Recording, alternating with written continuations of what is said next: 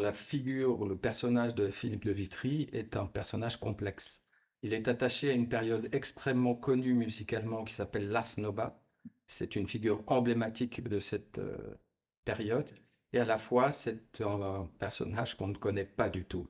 Alors, un musicien aujourd'hui qui s'intéresserait à chanter une œuvre de Philippe de Vitry irait chercher dans une bibliothèque musicale et il trouverait quoi? Une édition qui a été publiée dans les années 50, 1950, par Loiselier.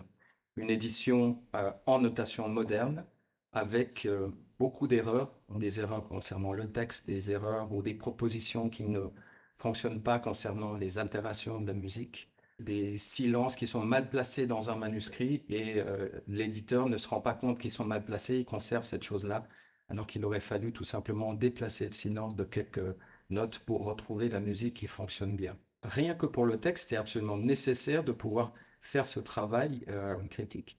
Donc, est-ce qu'il faut qu'on chante des textes qui sont faux ou faut-il justement, comme ce qu'on a proposé, c'est travailler avec des spécialistes du latin médiéval ou du français médiéval pour reconstituer une version plausible, critique, que les chanteurs ont chanté un texte qui a du sens. On a utilisé les outils numériques aujourd'hui d'encodage, c'est-à-dire que comparé à une édition traditionnelle, d'ailleurs que ce soit une copie manuscrite ou une édition sur des outils comme Final, Sibelius, Dorico, etc., on a simplement un objet graphique.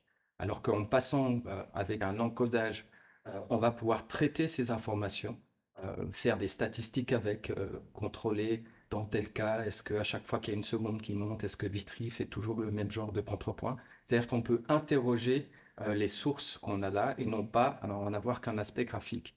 Mais la problématique, c'est qu'on veut quand même aussi avoir un aspect graphique pour qu'on puisse les lire.